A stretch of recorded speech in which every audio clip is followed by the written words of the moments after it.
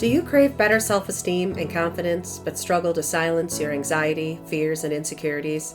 If so, welcome to the Sisterhood of fellow travelers on the path to reclaiming their self confidence and happiness. I'm Jennifer DeBellis, award winning author, speaker, and assault survivor. I spent the past few decades helping young women like you overcome fear, self doubt, and trauma to reclaim their joy and self worth. I cannot wait to share the secrets I learned on my own healing journey and help you restore your inner warrior as I show you the skills and tools you need to save your own broken world. If you're ready to empower your inner warrior to overcome fear, doubt, and anxiety, turn off those distractions and tune in to this episode. Today's episode explores how to make sense of our own wilderness and develop strategies to navigate its challenges and complexities. Think of these strategies as keys that unlock our thinking on our internal struggles and actions for our external obstacles. These keys then open the doors to better clarity and meanings about moments of emotional uncertainty, isolation, or life changes. I know how scary and surreal it feels to navigate these struggles without a solid survival plan and wilderness wisdom to apply to it. And I cannot wait to show you how to begin your own journey with the right tools, tricks, thinking, and wisdom to know what to do with all of this knowledge. Before we get into this episode, I'd like to take a moment to remind you to join my free Facebook group, the Restore Your Inner Warrior Sisterhood. This is a safe space to get tips, share stories, and gain community support. So, about today's episode. Your personal growth and inner healing begin with a healthy dose of Survival 101 basic training and a lesson on what it means to operate with wilderness wisdom. This is not going to be a message about how others are your problem and how to fix them, though I do know that others are often the ones causing the problems or creating the situations where you are left feeling like you're in a new wilderness and you have no idea how to find your way out. But this here today is a masterclass about how to become a student of yourself. When approached constructively, what follows will unlock parts of your human experience you only dreamed of and have been waiting to gain access to. So to do this, we'll hear about my younger experiences that forced me into a new wilderness where I had to put my survival skills to work while figuring out new ones in real time. Learn what a personal survival guide is and how it evolves with each experience, and gain a better understanding of how to tap into your wilderness wisdom. So, I'm going to open with something that is from my book, Warrior Sister Cut Yourself Free, because I really thought that it spoke to what we're talking about here today. So, this is from a section that is Every Story Has a Hero.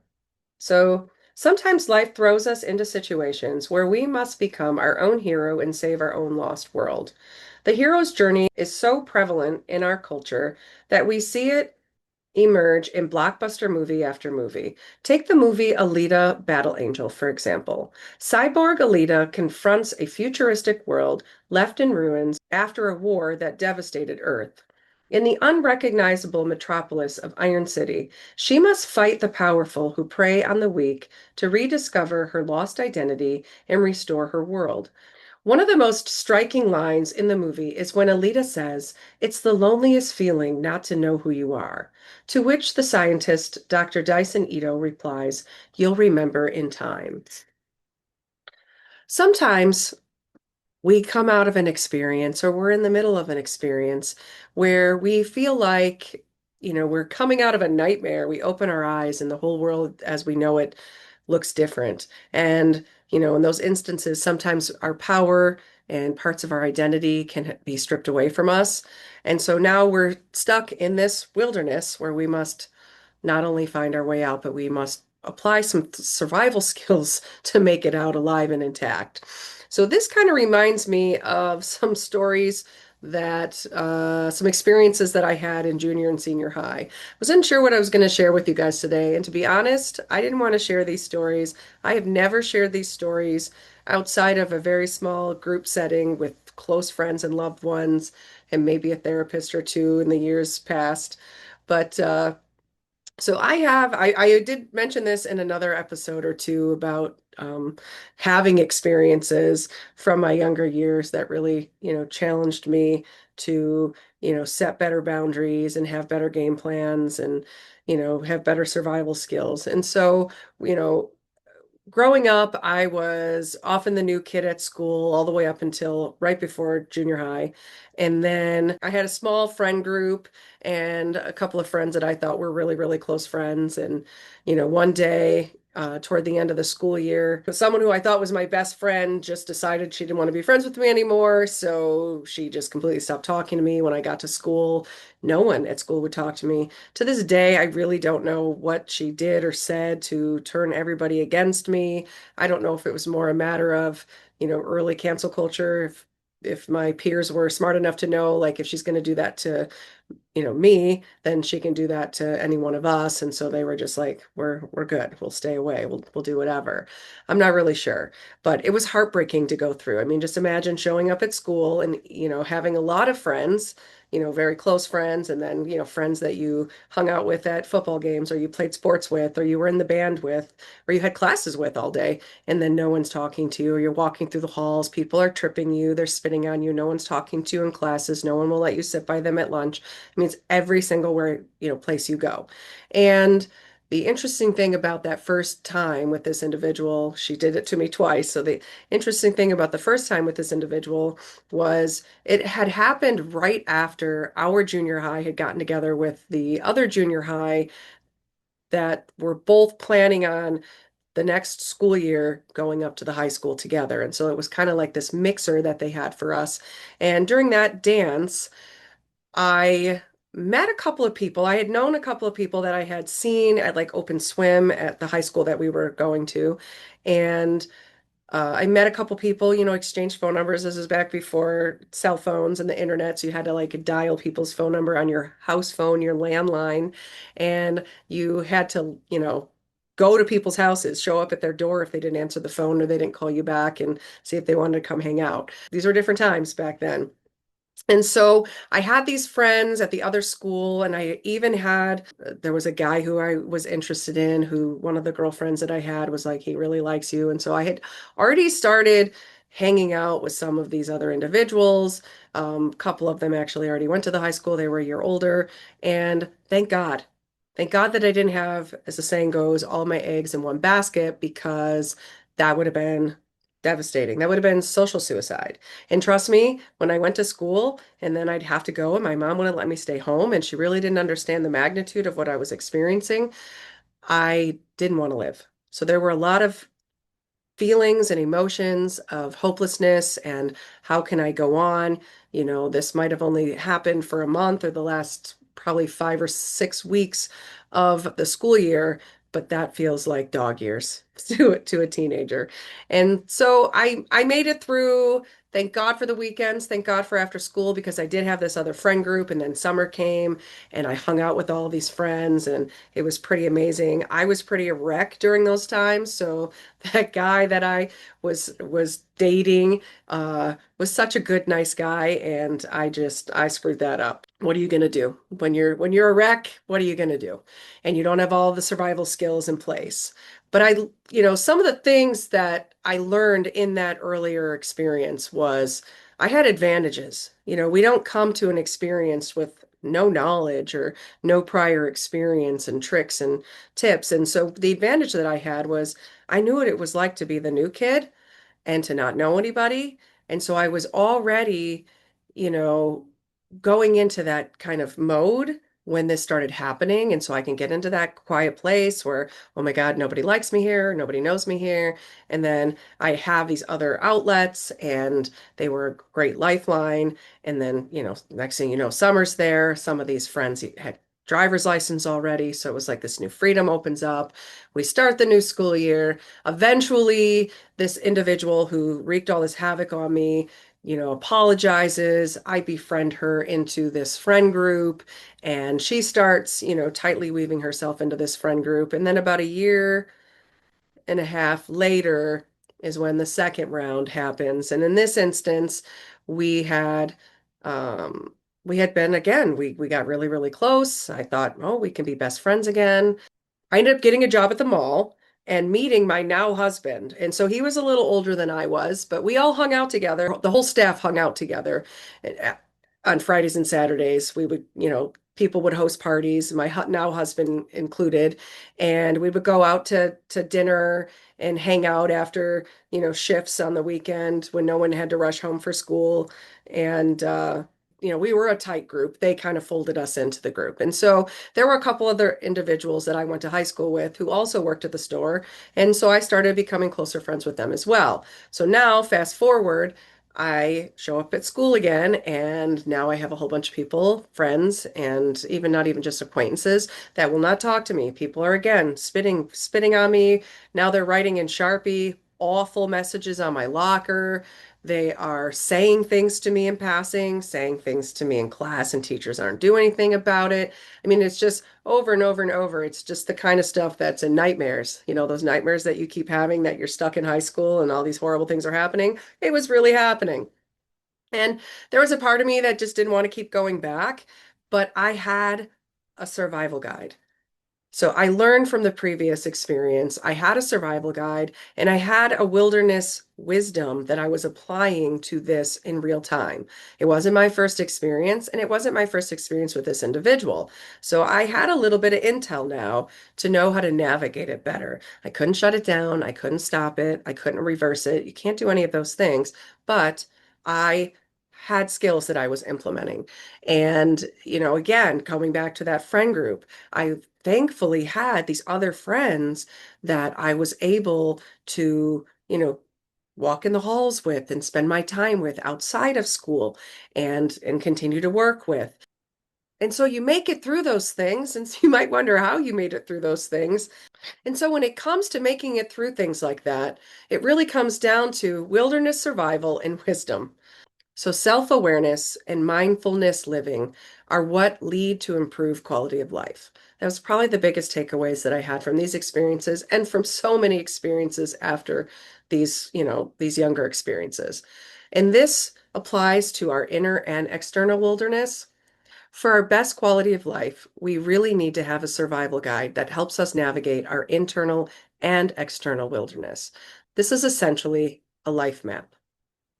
Before I get into a play-by-play breakdown of how to develop your survival guide and prepare your wilderness wisdom, I want to give you a few crisis and situational tips that you can use if you find yourself ill-prepared and need to react to something in real time. So here are a few strategies to keep in mind. First, maintain your calm as you assess the situation.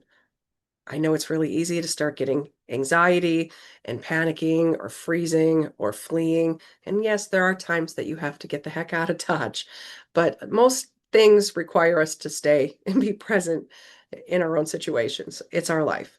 And so keeping that calm as you're taking things in, don't shut down. This is where your senses all get heightened, not quieted. So you are mentally noting everything you can. You're paying particular attention to any real and present danger. That's your first thing. And then you are establishing a hierarchy of priorities and actions. So that's super important. That's survival 101.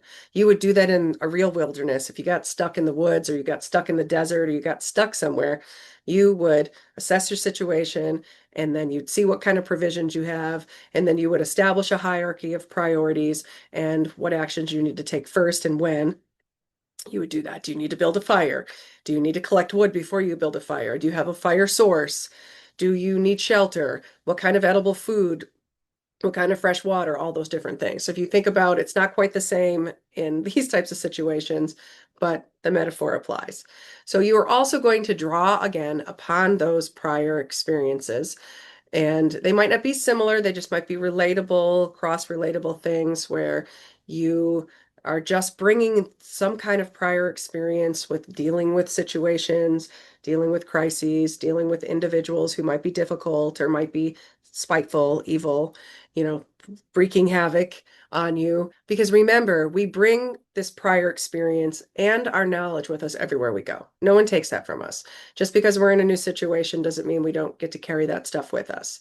Okay, so I'm going to try to share with you another relatable survival guide or survival prep type of a thing that most of us have previous experience with. So usually when we get our license or when the weather changes, we are told to make sure we have proper provisions in our vehicle. Usually we have a spare tire and a jack and whatever else we might need in the event that we get a flat tire. We might have a toolkit in the event that we need something else, or jumper cables.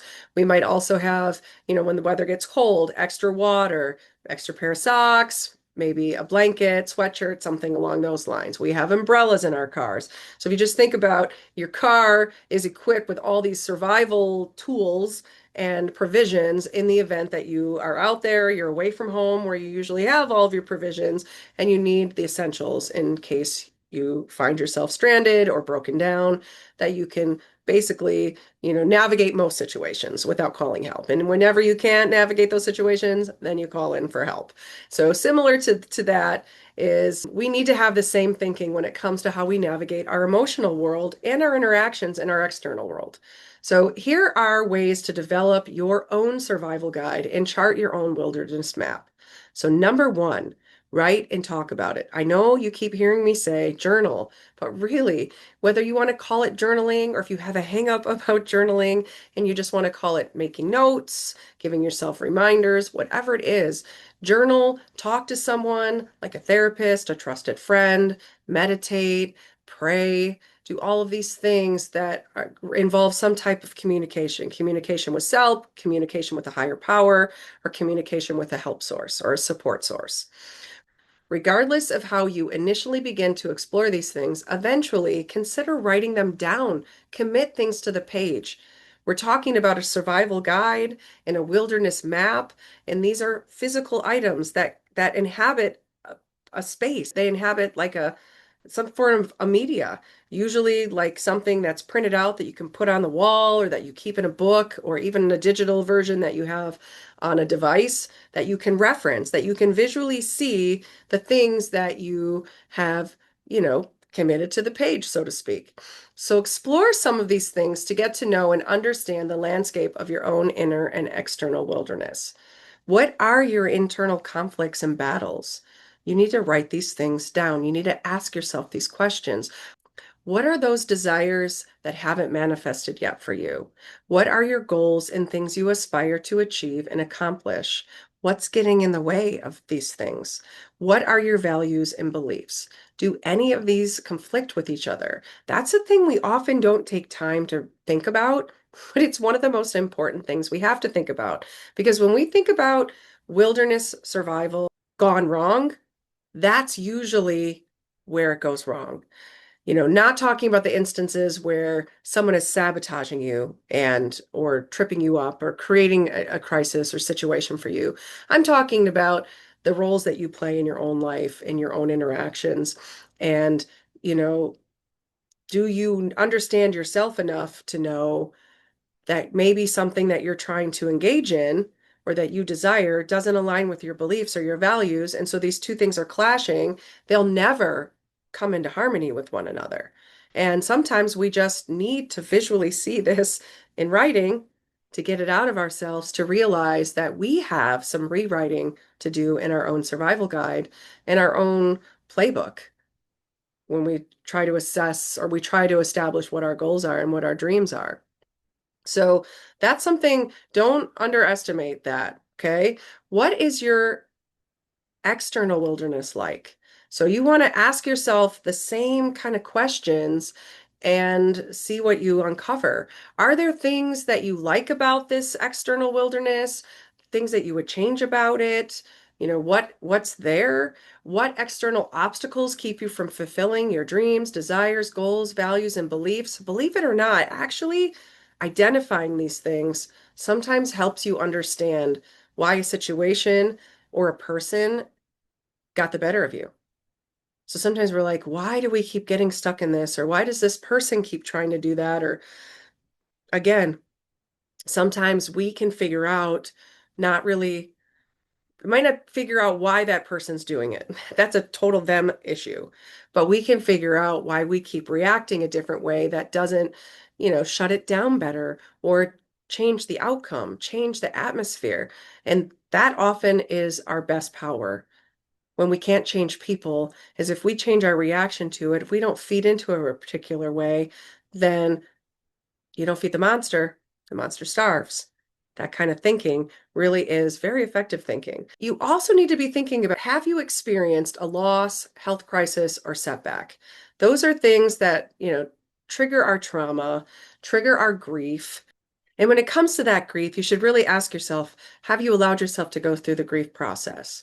So I break down 8 stages of grief in Warrior Sister Cut Yourself Free. And there are other grief stages, but the most important thing that you can do for yourself is learn to identify the different types of grief so that you can better navigate them and prepare yourself to get through them so that you don't get stuck on them or think that grief is just this like tiny little thing where you're just upset for a little while until you get over it and then move on. It's much more complicated than that. So I really encourage you to learn about the different elements of grief so that you can navigate it and really be free and have closure at the end of it. Do you feel particularly anxious or stressed about whatever challenge you're facing?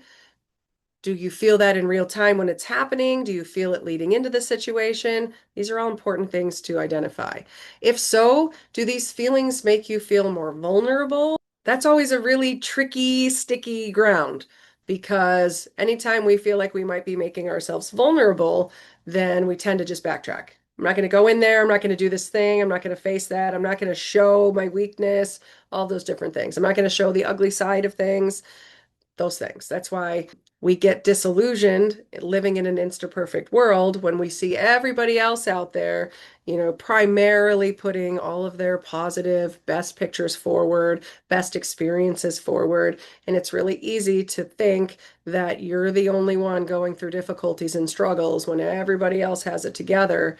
And, that idea of being vulnerable then becomes, the biggest obstacle in the room. You need to identify these things because they are what drive our inner struggles. They drive our emotional distress. They drive our indecisiveness and our inability to make good choices that align with our inner compass. So that's the thing too I want to add here. When you're thinking about navigating your survival in your wilderness, whether it's your inner wilderness or your external world that you have to navigate with your internal, sensibilities, that you have a compass. And what's the true north on that compass? You have to know what that is because if you do not know how your inner compass works, you're never going to get on the right track. And you're always going to feel unstable and like you're on shaky ground. So, number two, self-assess and reflect. So you have to go back and review something you've written down. So even if you're just using a notes app or you're dictating some notes into your phone, you're still going back and you're reviewing these to assess what you notice. So are there patterns? Are there, like connectable things? Are there surprises or shocking revelations? You need to reflect on these things and then plan how you hope to navigate this wilderness. So I say this wilderness because the wilderness is constantly changing. Just like we have different seasons, and in those seasons, different things exist in the landscape, so too does our life. Our wilderness is always changing. It can be seasonal where it's coming back into, something recognizable, like this is typically my summer season, my autumn season, my winter season, my spring season. But we also go through seasons where it feels like we move to an entirely different region. And maybe there are only 3 seasons, and those seasons do not look anything like the seasons from our previous existence. You have to know how to navigate this new wilderness that's here right now in the present. So, like I mentioned in previous episodes, you have to know and establish boundaries, and you have to communicate those boundaries, and then you have to protect those boundaries. That's right. You have job to do. So, when you can, either practice these skills that you're trying to uncover. You might have opportunities to practice them in similar situations, or you might just have to role play. You can role play with yourself in front of a mirror. You can role play with someone else with you.